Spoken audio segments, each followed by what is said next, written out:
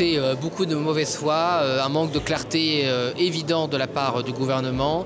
On ne comprend pas si le garde des Sceaux, M. Darmanin, veut que Marine Le Pen ait son juste droit à l'appel. Et on ne comprend pas non plus la position de M. Bayrou, qui a dit pendant longtemps que tout ce procès n'était que du cinéma, qui aujourd'hui a beaucoup de mal à trouver ses mots face à une gauche hystérique qui oublie qu'elle a piqué dans la caisse et qui pense que les innocents du Rassemblement national sont aussi coupables que les socialistes. On a le droit de critiquer, de donner son opinion sur une décision de justice. Ce qui est interdit, c'est de ne pas la respecter. Et je renvoie ceux qui nous écoutent au communiqué de presse du syndicat de la magistrature lors des dernières élections, qui a nommément cité et appelé les magistrats et les magistrates français à s'opposer par tous les moyens, y compris les pires, au Rassemblement national. Écoutez, aujourd'hui, on se retrouve dans une situation assez particulière. C'est-à-dire qu'on avait, depuis des mois, sondage après sondage, une candidate qui était donnée largement gagnante au premier tour, 40%, ce qui n'était jamais arrivé dans l'histoire de la Ve République. Et on se rend compte que le système, n'arrivant pas à battre Marine Le Pen dans les urnes, a décidé de l'abattre judiciairement. Il y a une confiscation du débat public, une confiscation de la démocratie par la magistrature. Quand vous avez une présidente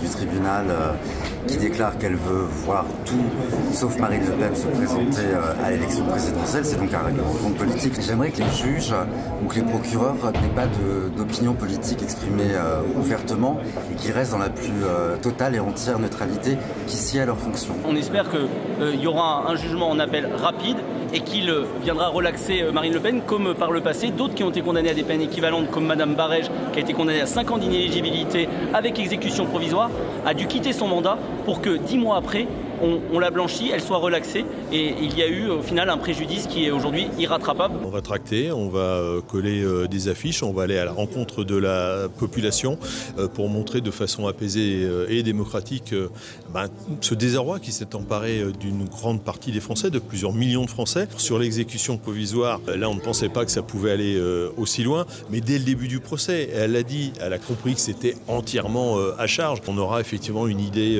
un peu plus précise dans les semaines, les mois qui viennent, de l'avancement de ce second procès, aussi bien le procès en tant que tel, mais le délibéré, et puis le moment où pourrait être prononcé le jugement, puisque la présidentielle, c'est dans un tout petit peu plus de 2 ans maintenant.